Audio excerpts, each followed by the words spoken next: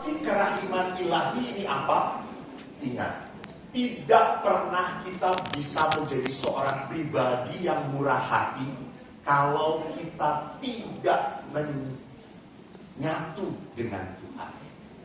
Maka dalam Injil Yohanes bagus banget ya. Akulah pokok anggur yang benar, kamu rantingnya. Maka saya senang sekali pada saat saya lelah, capek, saya hanya berkata, Yesus, Engkau adalah. Pada saat ibu-ibu minta foto,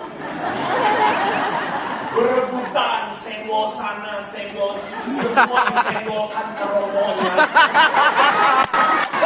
Karena sadar gue pria.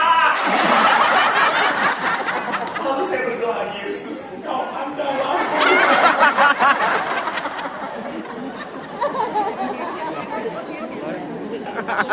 Loh, kalau tidak seperti itu bisa tergoda, betul atau tidak?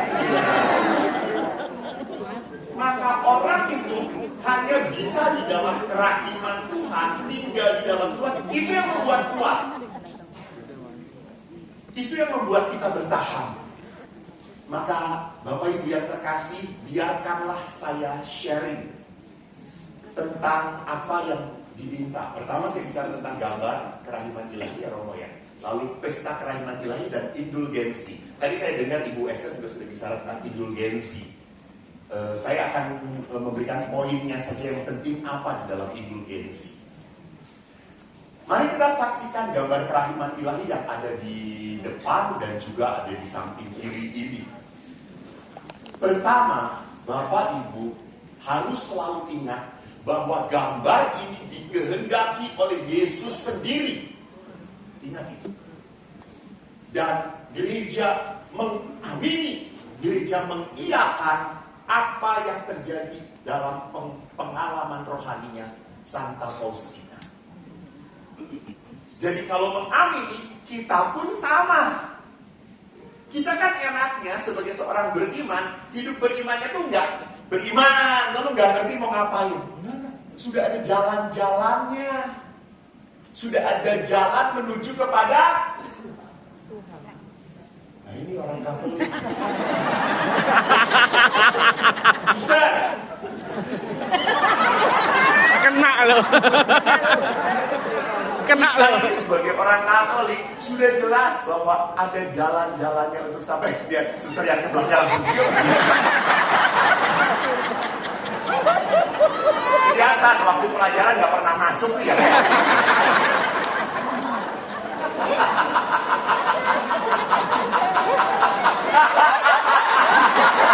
Oh saya kejar nanti manapun.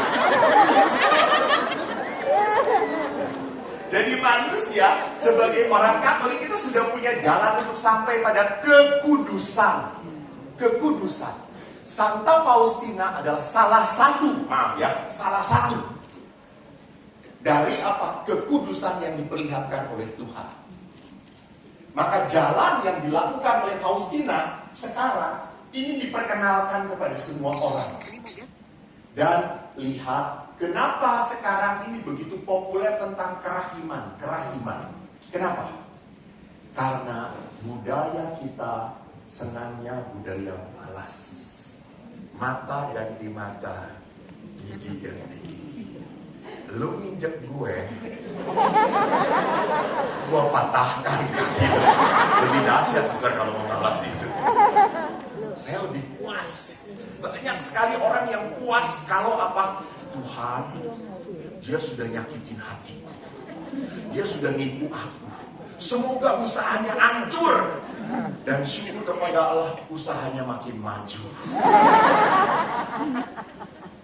Kita jengkel, kita makin marah, kita makin kecewa. Kenapa banyak orang Katolik hidupnya tidak sukacita? Hidupnya berat sekali. Karena di dalam hatinya terlalu menyimpan banyak kemarahan, kejengkelan. Maka orang itu harus kembali kepada apa? Kerahiman, murah hati. Dan kerahiman itu hanya tampil lewat satu kata, yaitu apa? Pengampunan. Dan pengampunan itu adalah apa? Jalan pembebasan. Bukan hanya saya dibebaskan oleh Tuhan, saya pun dibebaskan dari luka saya. Saya pun dibebaskan dari ketidaksukaan saya. Misalnya, saya kalau terluka dengan seseorang, bisa nggak saya berhadapan dengan dia? Senang nggak kita berhadapan? Nggak mungkin. Nggak. Kita dengan teman-teman sudah, wah, tiba-tiba ada yang menyebalkan, wah.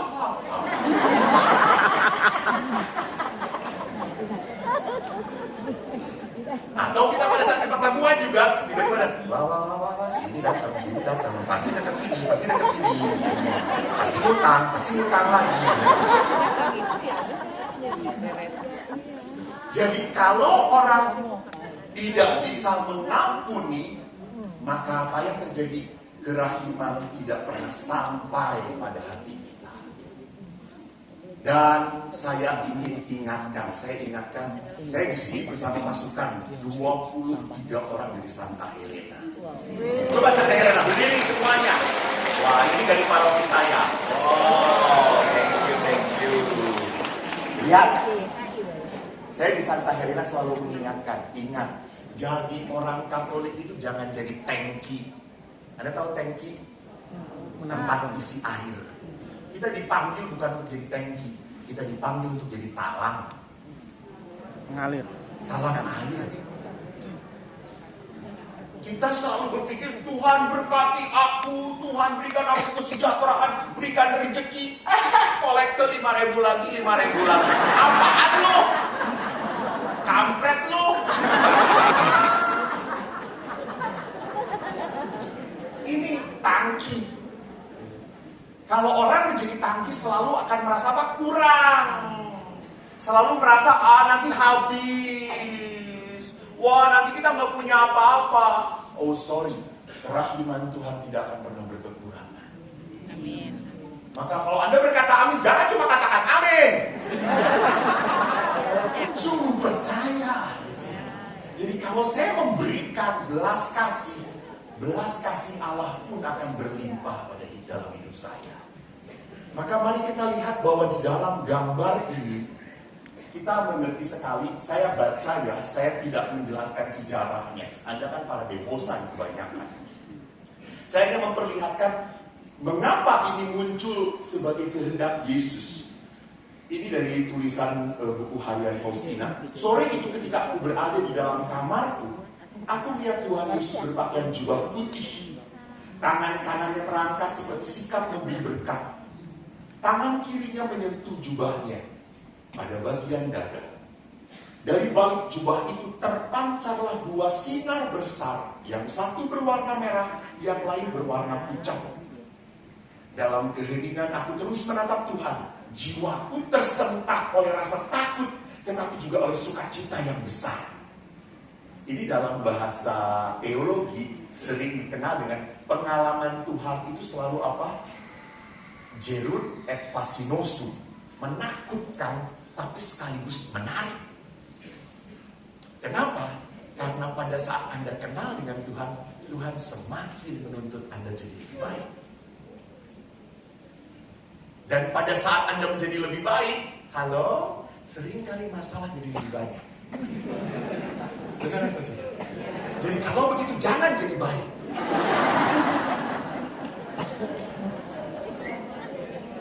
Kenapa kok bisa seperti itu? Kenapa bisa seperti itu? Pada saat kita ingin jadi baik, kok jadi tiba-tiba semuanya jadi punya banyak masalah. Kenapa jadi seperti itu?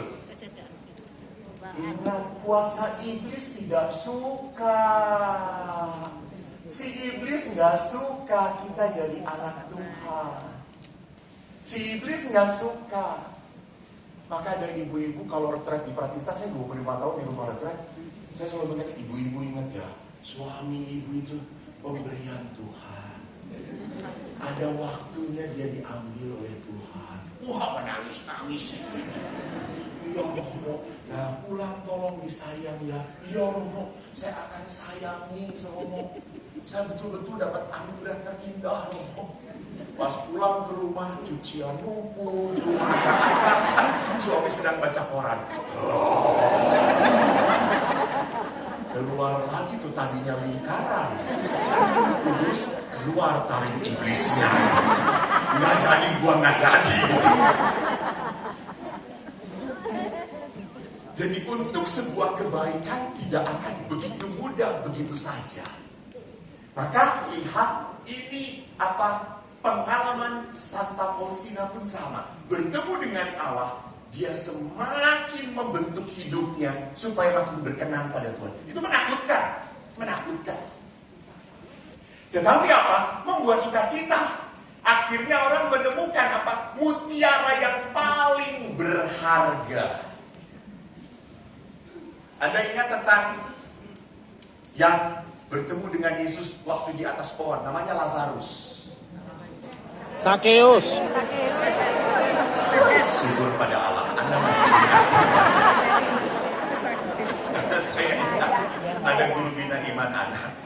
Dia harus ngajar, saya harus melihat caranya benar atau tidak. Lalu dia berkata, anak-anak, suatu hari Yesus jalan ke kota Yeriko. Bapak mau berkhotbah ya? Lalu tiba-tiba pada saat berjalan di Yeriko, dia lihat di atas pohon ada Lazarus. Duduk di atas pohon. Lalu anak-anak juga seperti ibu-ibu tadi. Sakeus, Lazarus ini, Sakeus. Lalu si kakak ini udah pening kok. Salah saya.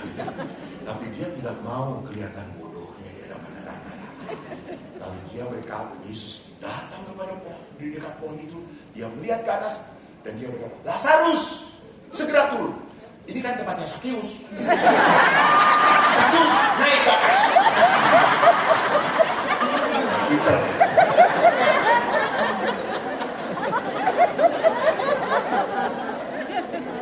Ini jangan ketawanya lepas-lepas dari gigi palsu ya.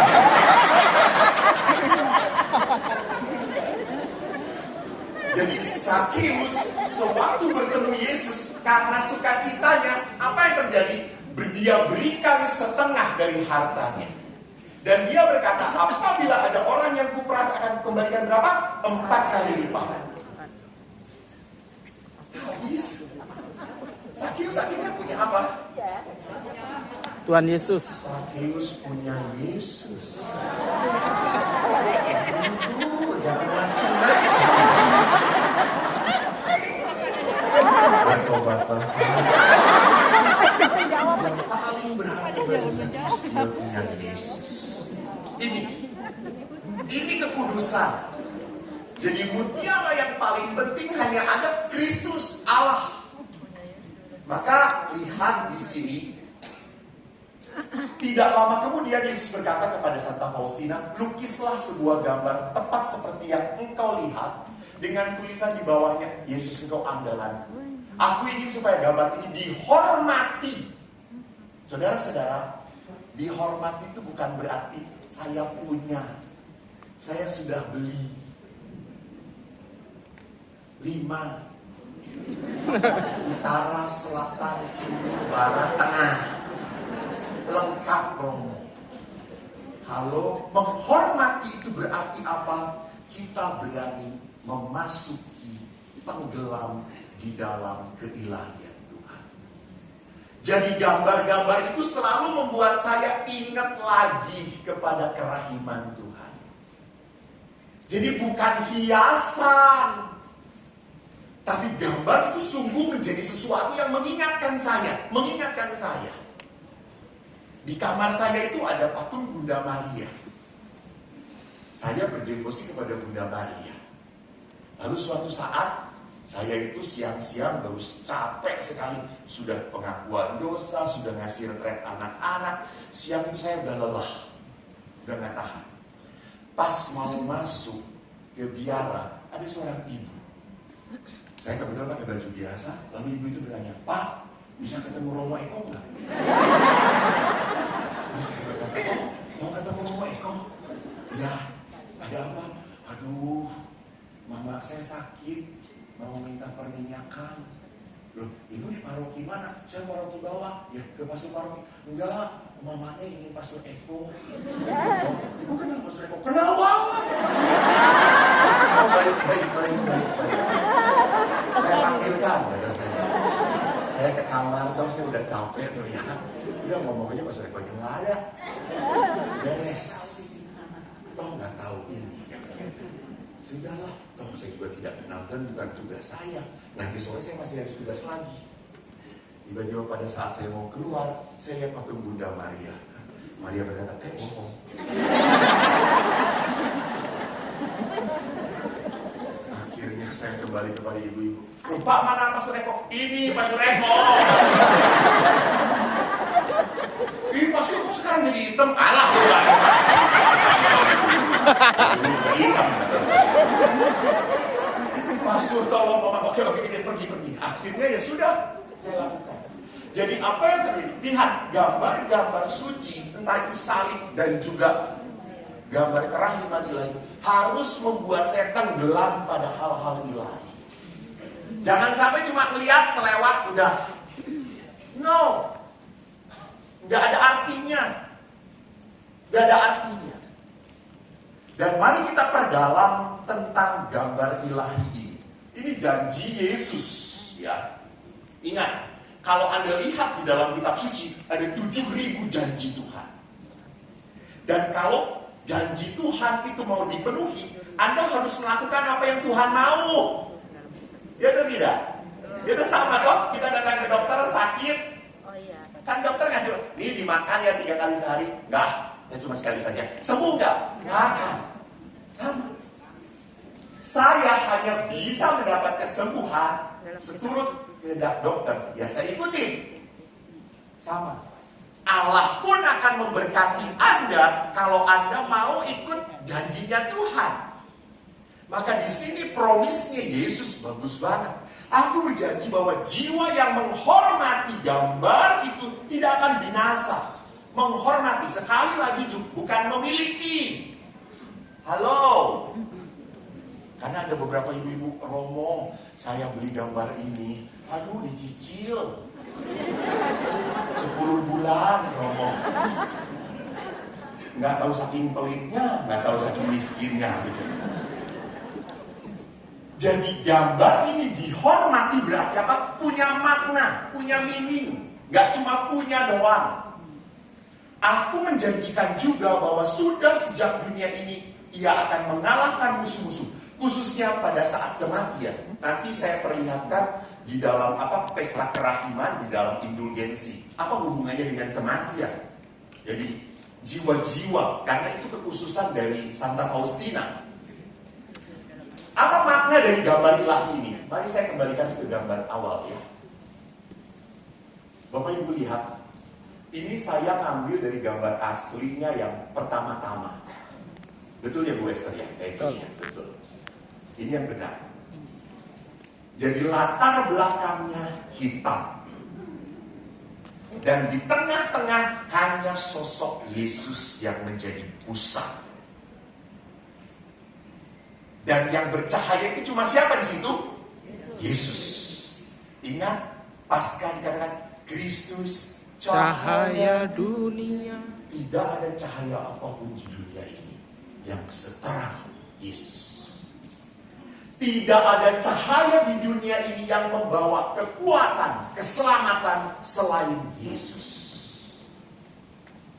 Maka kalau Yesus itu di pusat dan dia kalahkan kegelapan, maka kalau kita menghadapi kegelapan, kita hanya bisa apa? Mengandalkan Yesus. Tidak ada apapun yang bisa mengalahkan Yesus.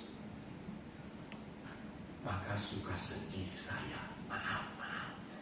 Off the record. Jangan di record. Ya. Saya pernah melihat gambar kerahiman ilahi. Di atasnya ada paik-buah. Jimat-jimat. Romo, itu gambar kerahiman, itu penolak balas setan. Saingan dong. Apa ini? Tidak bisa beriman mendua. Oh, ini ini nggak menikah, nggak bisa saya tanya. Bapak menikah? Istri Bapak mana? Oh ini. Bapak bahagia nggak diduakan? Diduakan bahagia nggak? Enggak. Tapi kalau Bapak berdua atau berbanyakan senang atau tidak?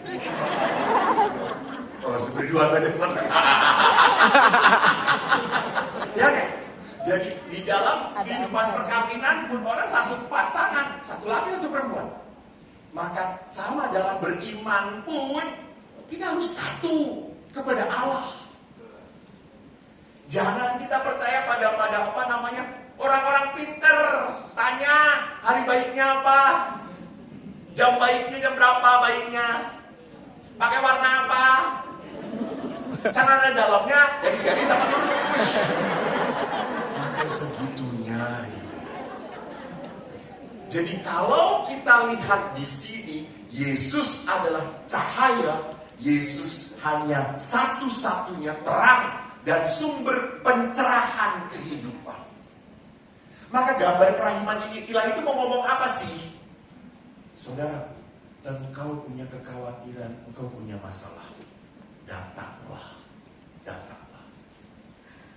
Dan undangannya sangat jelas sekali. Undangannya sangat jelas sekali. Mari kita lihat wajah Yesus secara lihat. Wajah Yesus dan mata Yesus terarah pada kamu. Tidak ada kita memusat. Yesus tidak pernah pontang-panting, matanya tidak pernah jelalatan, ya. Hanya kamu yang spesial bagiku.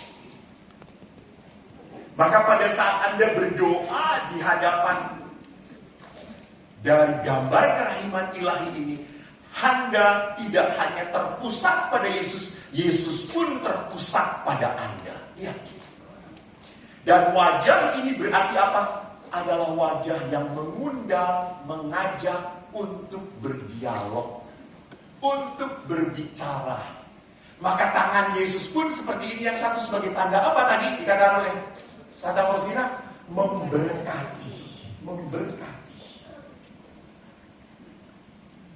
Jadi kalau kita lihat dari gambar ini, kita bisa lihat Yesus adalah sosok ilahi yang mau memasuki kehidupan manusia.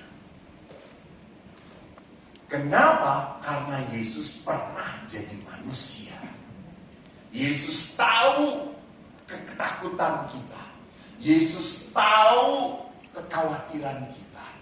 Yesus tahu permasalahan manusia. Dia pernah jadi manusia. Maka Yesus datang sebagai sosok ilahi yang mau masuk ke hidup engkau. Mau masuk ke hidup engkau. Maka saya suka ngomong kepada pasangan suami istri. Suami, istri, apalagi para istri itu paling tidak tahan melihat suaminya.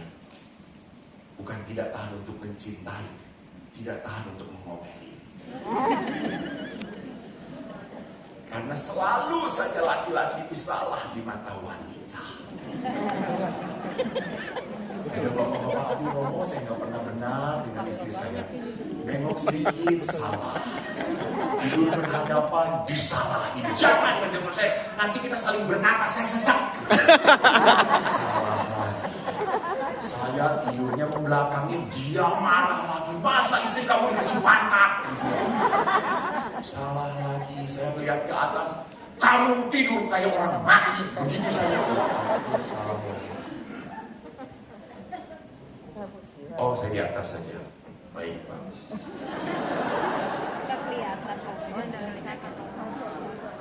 Salah lagi. Pasti yang request mama. Tidak hanya Bapak Ibu saudara-saudara, pastor pun salah saudara-saudara. Tidak Bapak. Oke. Jangan selalu mama diikutin. Saya jadi mau ngomong apa cerita? Gara-gara mama jadi saya salah semuanya. Jadi perlihatkan bahwa pandangan Yesus itu sungguh terarah pada kita. Dia melihat kita. Dia tidak pernah, Yesus itu bukan Allah yang nunjukin kesalahan kita. Enggak.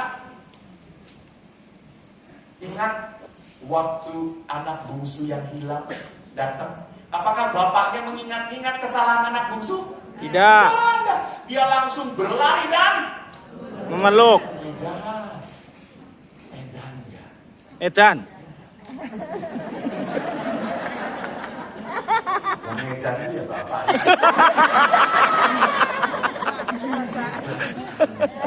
Dia langsung peluk. Beda dengan orang tua kita. Kalau udah salah, kamu ini salah. Dia udah berdi gitu-gitu. Sampai puas kita disalah-salahkan. Allah bukan seperti itu. Maka sama.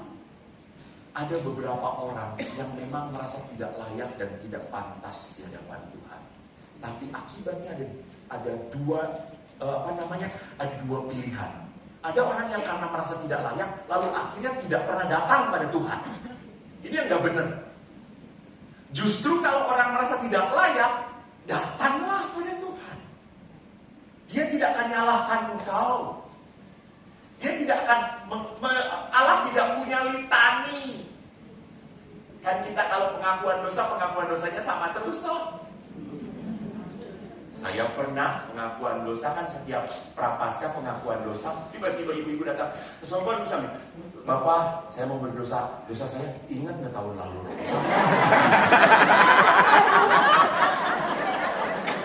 Terus saya tengok emaknya, Kamu lupa? Dia masa lupa? Saya dilupain. Gue nggak lupa lu, lupa dosa lu. Jadi maka menyedihkan, ya betul, menyedihkan sekali beberapa umat itu kalau sudah sakramen pengakuan dosa, tuh Romo nggak tahu saya itu dosa-dosanya apa ya. Ya ampun, orang sudah tidak sensitif dengan dosa. Atau pengakuan dosa juga cari pastor-pastor yang nggak mungkin cari yang masih ganteng-ganteng seperti ini ya. Cari yang tua, budak, tuli, mau mati. Romo, dosa saya ya tidak salah Maria.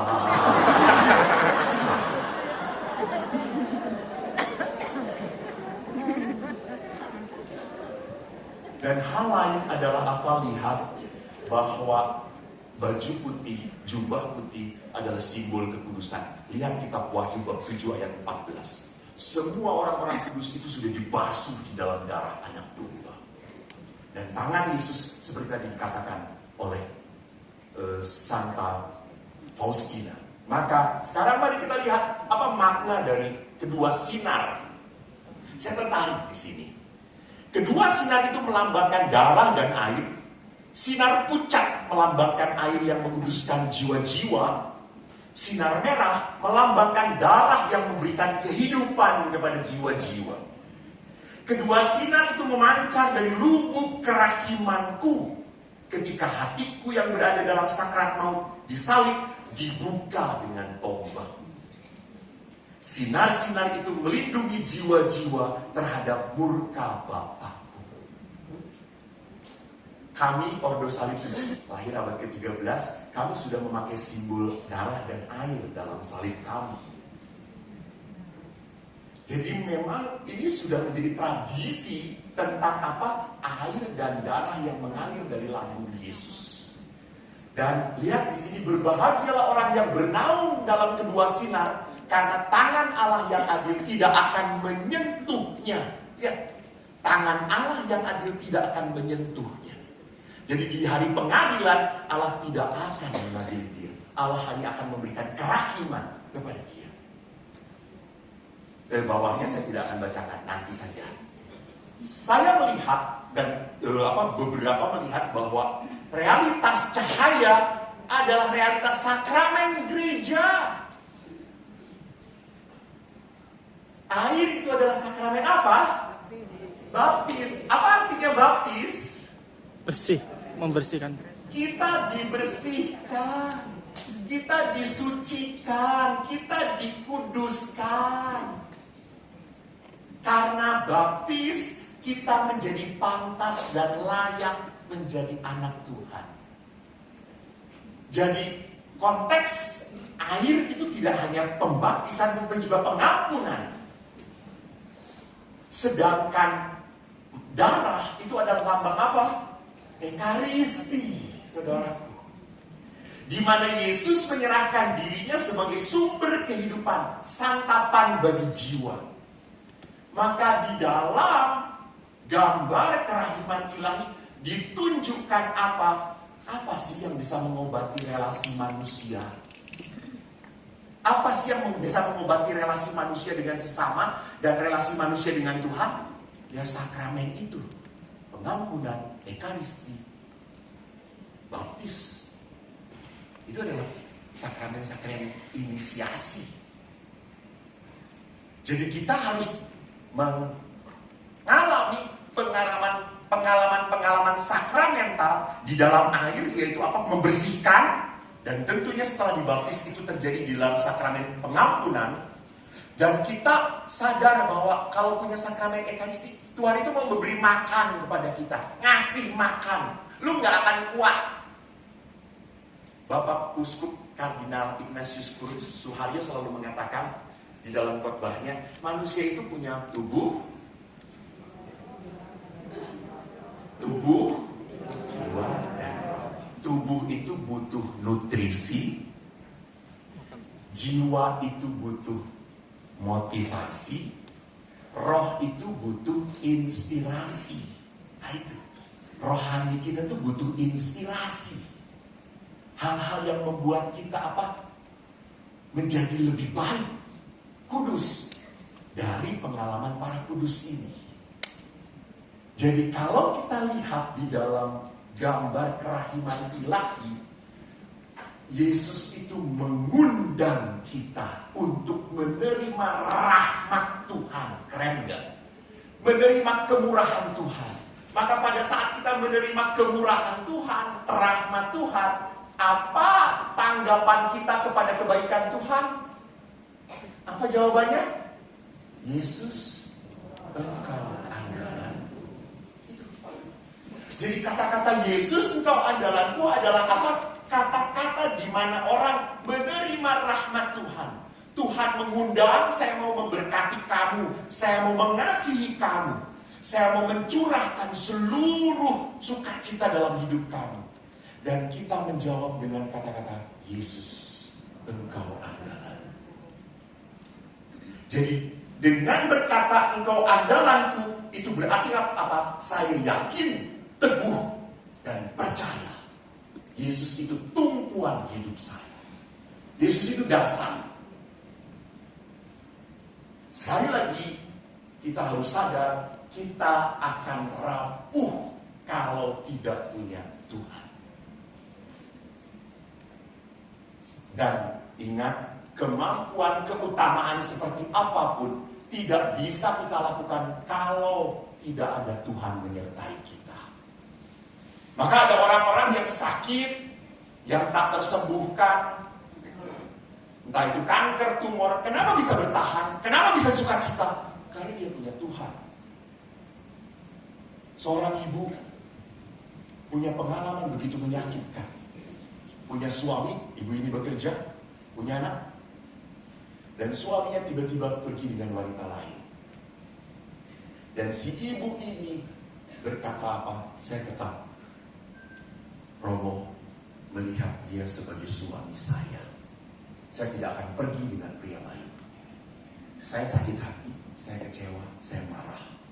Tetapi kapanpun dia datang, saya akan terima dia. 5 tahun kemudian, setelah suaminya gak bisa apa-apa, lumpuh datang. Dan yang istri kedua itu pergi kabur.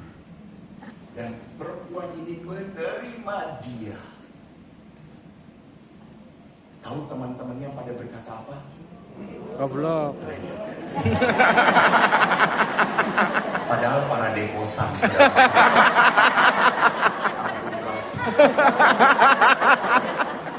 langsung spontan bego.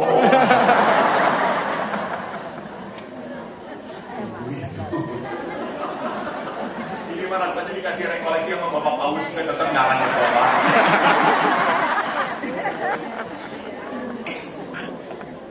Bu, jangan lupa, apa yang bego di mata manusia adalah keutamaan bagi Allah.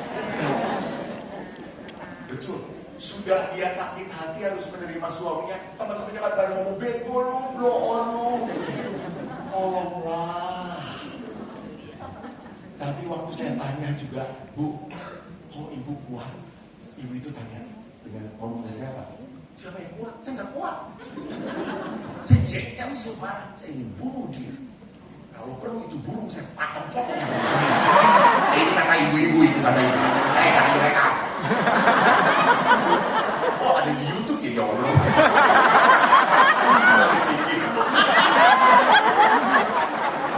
Ini kata-kata ibu-ibu itu.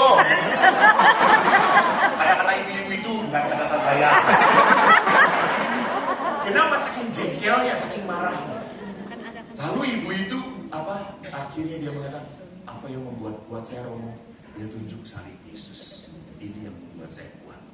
Dia yang nyuruh saya. Saya nggak tahan, nggak kuat. Dan bapak itu beberapa bulan dirawat dan akhirnya meninggal di pangkuan istrinya. Waktu 7 hari saya tanya kepada ibu, ibu merawat suami, terus saya rawat romo.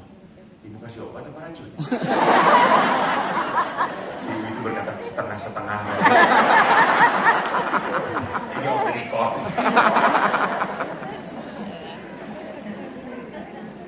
Jadi perhatikan bahwa gambar kerahiman itu ilahi harus kita lihat sebagai undangan Yesus untuk masuk ke dalam kerahiman Tuhan.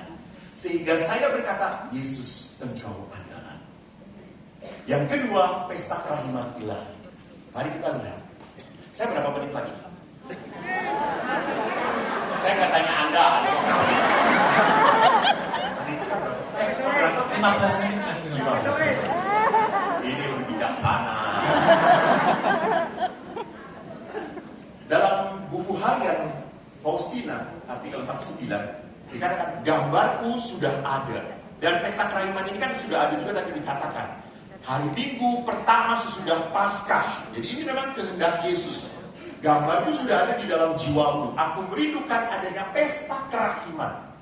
Aku menghendaki agar gambar yang kau lukis dengan kuas itu diberkati secara meriah pada hari Minggu pertama sesudah Paskah. Hari Minggu itu harus menjadi pesta kerahiman. Dan Anda tahu, pesta kerahiman itu muncul tahun berapa? Ya, pesta kerahiman. Tetapi sebelum itu liturgi sudah diatur, Trente, memang minggu kedua Paskah itu bacaannya adalah tentang apa? Tentang pengampunan, tentang kerahiman. Jadi perhatikan, ini jalan Tuhan, ini bukan reka-reka manusia. Dan jangan dikatakan, kebetulan. Tidak ada kebetulan. Hanya apa? Mau menggarisbawahi lagi, meng-highlight, menekankan bahwa apa yang sudah ada ditekankan lagi di dalam pesannya kepada Santa Faustina. Hari Minggu Paskah kedua ditetapkan sebagai hari perayaan kerahiman ilahi seluruh gereja oleh Paus tahun 2000. Tanggal 30 April bertepatan dengan Santa Faustina dijadikan Santa, orang kudus dari Beata.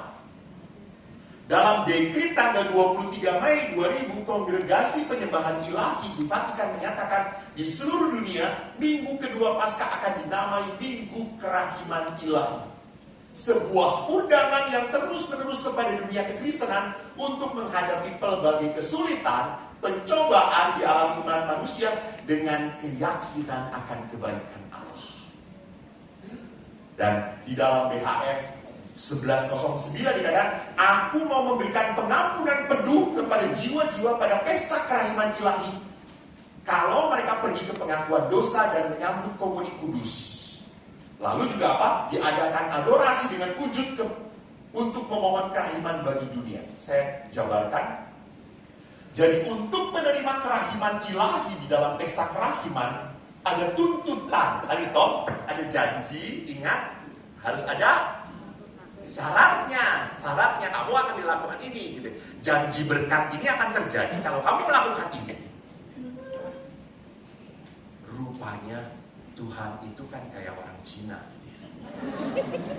Gua kasih 5, lu balik 10 gitu ya. Harus ada apa namanya? Bunga. Cuannya. Tuhan itu tidak mau hidup kita hanya seperti ini, harus berkembang. Maka lihat di sini, untuk merayakan kerahiman ilahi, Yesus menentukan kalian harus menerima komuni kudus di hari Minggu itu. Jadi bukan di hari Minggu yang lain, di hari Minggu itu. Hari Minggu Paskah kedua, menerima sakramen pengakuan dosa dalam kaitan dengan komuni kudus beberapa hari sebelum atau sesudah hari Minggu itu menurut ketentuan perolehan indulgensi penuh. Jadi 2 hal yang wajib, yaitu menerima komuni kudus dan sakramen pengampunan, sakramen tobat. Tetapi hal lain pun ditekankan kembali bahwa adorasi di hadapan sakramen Maha Kudus dilakukan dengan intensi memohon kerahiman Allah bagi seluruh dunia. Dan di sini muncul harus mendoakan intensi dari Bapak Paus. Kalau Anda tidak tahu gitu, intensinya apa ya? Intensinya apa? Tuhan tahu. Jadi Anda berkata, Tuhan saya mendoakan intensi dari Bapak Paus. Tuhan tahu kan? Tuhan akan menjawab Paus yang mana ya? Ingat ya, Anda berdoa bukan dengan Tuhan yang bodoh. Tuhan kita pintar. Kalau Anda nggak ingat, nggak tahu, nggak apa-apa. Dan perayaan kerahiman ilahi disebarluaskan ke seluruh dunia agar dapat memimpin jiwa-jiwa yang lemah dan kembali kepada kerahimannya.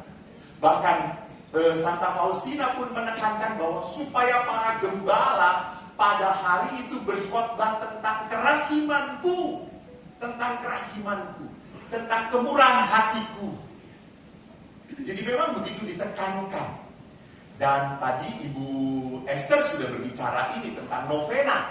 Saya tidak akan memperdalam lagi. Dan ini kata-kata Yesus kepada Santa Faustina. Dan novena ini dimulai pada Jumat Agung. Dan hari-hari berikutnya kan sudah disediakan novena-novenanya di dalam buku harian Faustina itu, dan sudah disusun doa-doanya. Yang saya ingin perlihatkan adalah ini. Karena ini berhubungan dengan konteks saya yang ketiga. Pada hari Minggu Kerahiman ini, gereja memberikan indulgensi penuh kepada umat beriman yang memiliki intensi untuk menerimanya dan berdisposisi batin yang sesuai. Jadi lihat di sini bagus. Disposisi batin. Disposisi batin itu artinya apa? Sungguh-sungguh saya bertobat. Saya menyesal. Saya tidak akan melakukan itu lagi. Itu disposisi batin. Jadi bukan masalahnya adalah, hey, para demosan, saya sudah loh bisa. Pengakuan dosa juga sudah loh. Dengan pastor yang tua loh, sudah loh. Nanti juga saya sudah adorasi loh, saya sudah mendoakan. Itu bukan disposisi batin yang benar. Disposisi batin seperti itu seperti orang Farisi. Yang tadi puasa ingin kelihatan, doa ingin ketahuan. No. Disposisi batin adalah masalah apa? Masalahmu dengan Tuhan. Gak perlu orang lain tahu. Sampai begitu hebatnya Yesus berkata, kalau tangan kananmu ngasih, tangan kirimu gak perlu tahu. Jadi kalau Anda ngasih, tangan kirimu ngasih. Ya, itu artinya apa? Ini adalah hubungan pribadi, disposisi batin yang baik dan benar. Dan dari mana munculnya indulgensi itu? Saya kemarin juga melihat rupanya memang itu janji Yesus kepada Faustina. Pemberian indulgensi ini sejalan dengan kehendak Kristus untuk menjangkau jiwa-jiwa agar dapat mengalami kerahimannya. Kepada Santa Faustina, Kristus mengatakan pada hari perayaan kerahiman, berlarilah ke seluruh dunia, pimpinlah jiwa-jiwa yang bertilusuk kepada sumber kerahimanku. Aku akan menyembuhkan dan menguatkan mereka.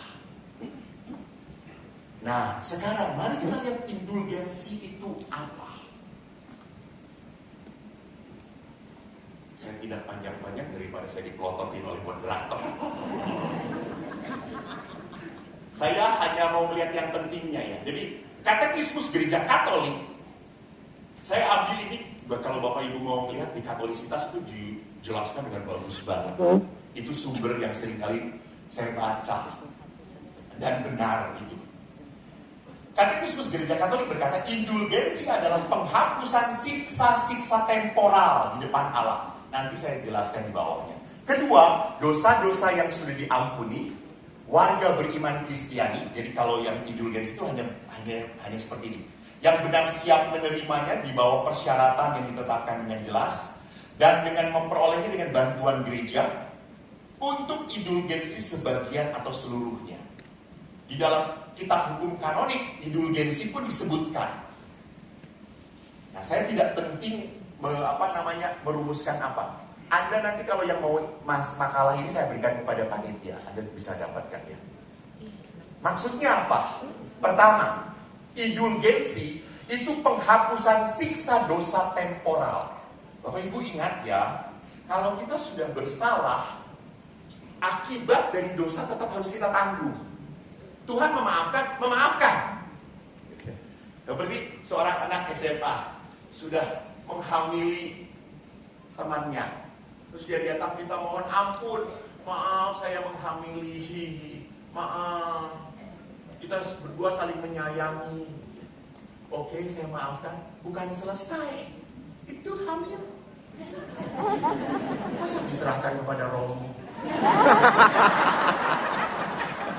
Dia tidak merasakan, hanya menderita. Harus ada akibatnya, kamu tanggung. Sama Anda mengkhianati, berbohong pada istri Anda. Lalu kan baru minta maafnya kalau ketahuan toh. Ya langsung. Kalau nggak ketahuan diam-diam gitu. Kalau kau ini, ya aku benar minta maaf. Nggak akan ulangi lagi. Tetapi pertanyaan saya, kepercayaan istri ini akan tetap full atau enggak? Nah itu akibat. Kelihatan para istri yang pernah disakiti langsung. Jadi ini akibat dosa yang harus kita sama. Maka saya pun walaupun sudah sakramen pengampunan dosa, ada akibat yang harus saya tanggung. Maka ditanggungnya dengan silih, atau kalau sudah mati, ya api penyucian. Pilih mana?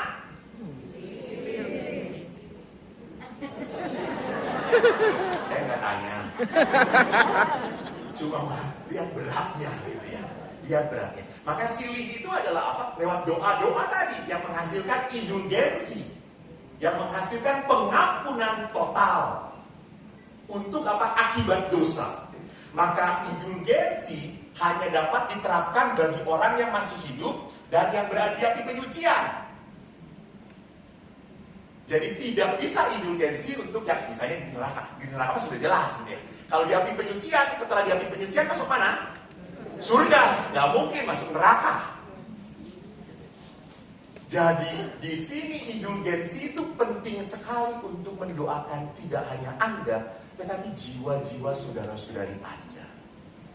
Ini apa yang sangat getol oleh di dalam BHF ini, dalam buku harian Faustina itu. Selalu jiwa-jiwa banyak banget yang banyak tidak didoakan. Doakan. Dan maaf, di dalam Kristianitas orang Katolik yang banyak mendoakan. Saudara kita sudah tidak punya habit tradisi mendoakan. Kita mendoakan. Maka ada orang Katolik, boleh nggak Romo? Saya mendoakan ayah saya tapi bukan Katolik. Boleh. Tuhan tidak tanya, Bapak agamanya apa? Rabi. Jadi kita bertugas untuk mendoakan sebagai silih untuk jiwa-jiwa yang tidak pernah didoakan. Dosa-dosa yang sudah diampuni. Nah berarti apa? Indulgensi ini hanya bisa terjadi kalau saya sudah sakramen pengampunan dosa. Jadi indulgensi ini bukan sakramen pengampunan. Jadi saya harus bertobat dulu, saya salah didamaikan di dalam sakramen pengampunan. Nah, akibat dari dosa ini dapat indulgensi, dapat penghapusan. Ketiga, warga beriman Kristen. Artinya apa? Bahwa sakramen baptis adalah gerbang, dan ingat, ini terjadi untuk orang-orang yang memang katakanlah dilakukan oleh orang-orang yang dibaptis, karena yang beriman. Dan orang itu tidak terkena ekskomunikasi karena dosa yang begitu berat, yang mematikan. Tapi yang kalau diekskomunikasi bisa didamaikan, sekali lagi kalau dia melakukan sakramen pengampunan. Yang keempat, benar-benar siap menerimanya di bawah persyaratan yang jelas, gitu ya.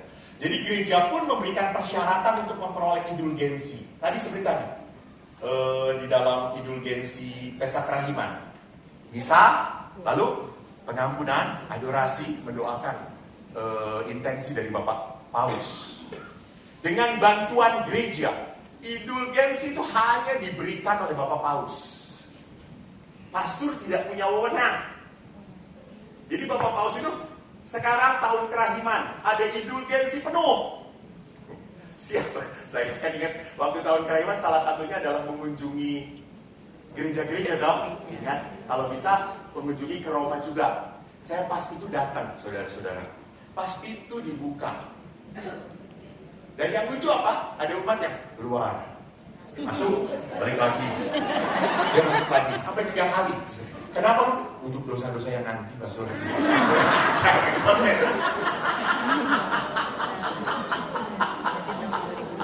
Ini sontoloyo namanya. Jadi, yang penting itu bukan dilakukannya, tetapi disposisi batinnya. Jadi bukan melakukannya. Maka waktu itu pun menarik, waktu tahun kerahiman ilahi, gereja mengatakan semua gereja dibuka. Bukan hanya gereja di Vatikan saja. Itu dia. Betapa yang dipentingkan adalah apa? Disposisi batin. Bukan formatnya belaka. Dan sekali lagi itu wewenang Bapak Suci yang melakukan sebagian atau seluruhnya. Jadi kalau seluruhnya itu total. Orang itu kalau pas, tepat melakukan dan disposisi batin yang benar. Sekali lagi ya, saya tekankan disposisi batin yang benar. Siksaan api penyucian akan dimusnahkan dari hidup dia penuh. Nah, yang terakhir bagi orang hidup dan mati. Jadi menariknya di sini bahwa pemurnian ini terjadi, misalnya saya tahun 2023 ini sudah melakukan indulgensi, melakukan ini. Dan 2004 berdosa lagi, ya harus melakukan lagi indulgensi lagi. Jadi bukan berarti sudah penuh total. Lalu nanti dosa-dosa yang akan datang juga sudah di reset oleh Tuhan. Udah. Jadi saudara-saudariku, lihat bahwa gereja itu mempunyai rahmat dan berkat untuk apa? Keselamatan. Dengan demikian kita harus sadar bahwa Allah itu sangat mencintai manusia untuk selamat. Tidak ada Tuhan yang senang satu anaknya pun hilang dari dekapan dia. Dan syukur pada Allah, hari ini begitu banyak anak-anak Tuhan yang ingin hidup baik dan benar. Anda. Amin. Tuhan memberkati. Terima kasih. Terima kasih.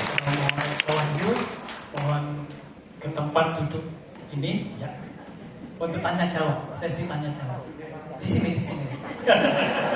Ini kursi kehormatan. Hot seat untuk Romo ya. Iya baik. Iya. Baik, Romo, sebelum tanya jawab, boleh saya memberikan summary ya untuk tema Romo pada hari ini.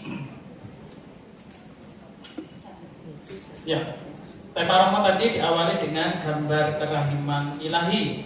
Mengapa muncul gambar kerahiman? Itu adalah kehendak Yesus sendiri. Pesan Yesus kepada Santa Faustina, lukislah gambar kerahiman dan hormatilah gambar kerahiman. Gambar bukan sekedar hiasan, tapi mengingatkan kita Dan menghormati gambar artinya berani memasuki atau tenggelam dalam keilahian Tuhan. Jangan sekedar lewat. Janji Tuhan pada Faustina, jiwa-jiwa yang menghormati gambar kerahiman tidak akan binasa. Jadi Yesus adalah cahaya terang dunia. Untuk menghadapi kegelapan kita harus mengandalkan Yesus, cahaya dunia. Yesus satu-satunya pencerahan kehidupan. Dalam beriman kita juga jangan menduakan Tuhan. Dalam gambar kerahiman, Yesus memusatkan pandangan kepada Anda, dan Anda memusatkan pandangan kepada Yesus. Yesus sosok ilahi yang mau memasuki kehidupan manusia karena Dia tahu segala sesuatu yang kita hadapi. Pandangan Yesus terarah pada kita seperti Bapa mengasihi anaknya, anak bungsu yang hilang, yang sesat dan kembali. Kita jangan merasa tidak layak untuk datang kepada Tuhan. Jubah Yesus berwarna putih, lambang kekudusan, seperti yang dituliskan dalam Wahyu 7 ayat 14. Makna sinar kerahiman tadi, darah dan air memancar dari lubuk kerahiman Tuhan. Darah dan air menguduskan jiwa-jiwa. Air adalah realitas sakramen gereja, sakramen baptis yang membersihkan dan menyucikan kita dari dosa-dosa asal. Darah adalah lambang Ekaristi. Tuhan memberikan makanan pada jiwa-jiwa. Yesus menyerahkan diri sebagai sumber kehidupan agar relasi manusia didamaikan dengan Tuhan. Gambar kerahiman ilahi adalah undangan untuk masuk kepada kerahiman ilahi. Maka hari Minggu pertama setelah Paskah ditetapkan pesta kerahiman Tuhan dan diputuskan oleh Paus Yohanes Paulus II tanggal 30 April tahun 2000. Syarat untuk merayakan pesta kerahiman Tuhan: 1. Terima komuni kudus di hari Minggu Paskah kerahiman. Terima sakramen tobat sebelum dan setelah hari pesta kerahiman menurut ketentuan indulgensi. 3. Mohon intensi kerahiman, intensi Bapa Suci Paus Fransiskus. 4. Menyebarluaskan perayaan kerahiman ilahi.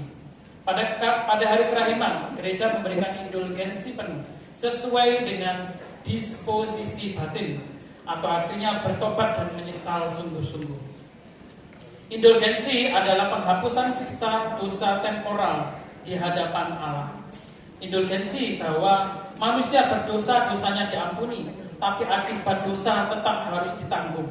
Ditanggung dengan silih atau di api penyucian. Doa-doa yang menghasilkan indulgensi membantu. Indulgensi dapat diterapkan untuk orang hidup dan juga orang yang berada di api penyucian. Indulgensi diterima kalau sudah mengaku dosa. Dilakukan oleh orang beriman, orang yang dibaptis, bukan yang diekskomunikasi. Orang yang benar-benar siap di bawah persyaratan yang jelas. Indulgensi diberikan oleh Bapa Suci. Bagi orang hidup dan mati, pemurnian terjadi di dunia. Kalau berdosa, ia harus melakukan pemurnian lagi. Gereja memiliki berkat keselamatan karena Allah sangat mengasihi jiwa dan tidak menghendaki manusia binasa. Begitu Romo, kira-kira summary saya. Jadi seperti tadi kita masuk sesi tanya jawab, cukup panjang ini diberikan waktunya sampai jam 12 nanti kita angelus, lalu dilanjutkan lagi sesi tanya jawab. Ya. Jadi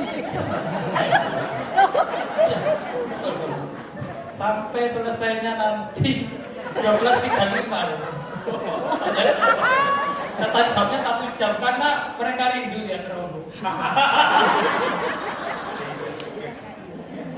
Ya Ibu Esther dipanggil di sini. Ibu Esther berkenan untuk ke depan, minta panitia bawa kursi ke depan. Iya. Sudah. Terima kasih. Ini suami istri. Wah, itu jangan itu Pak. Bapak juga boleh loh Pak kalau duduk di sini. Baik, ya. Tadi seperti tadi sesi tanya jawabnya, yaitu pertama memperkenalkan diri Anda, nama Anda dari mana, paroki mana. Kemudian pertanyaannya satu saja dulu, ya, jangan double-double. Yang kemudian jangan bertanya 2 kali sebelum memberi kesempatan kepada teman-teman yang lain, gitu ya. Tolong untuk panitia segera gercep untuk mic-nya supaya tidak memakan waktu. Baik. Barisan yang paling belakang dulu, barisan sana dulu, maaf ya. Barisan sini dulu, 1, 2, 3, 4, 5. Saya tunjuk per barisan aja. Yang sini dulu, 1, 2, 3, 4, 5. Silakan. Yang paling belakang pakai yang berdiri, tolong mic-nya. Perkenalkan Pak, nama dan parokian. Pertanyaan satu. Selamat siang Romo. Ya. Saya mungkin dari Sukung saya nama dari paroki Pasadian. Seperti yang Romo bilang bahwa indulgensi dapat untuk orang yang hidup dan meninggal kalau dia diambil pencucian. Sekarang kita kan tidak tahu Romo kalau orang meninggal itu masuk api pencucian atau di neraka. Sedangkan kalau di neraka kan tidak bisa didoakan gitu ya. Ya itu yang berarti kalau kita mendoakan belum tentu dia pencucian, tapi di neraka bagaimana untuk mengaturnya susah Romo ya. Oke Pak, terima kasih. Pertanyaannya silakan Romo langsung dijawab. Oke. Pak Wasedio. Wasedio. Pak siapa? Pak Pras. Nanti saya kasih nomornya Tuhan ya.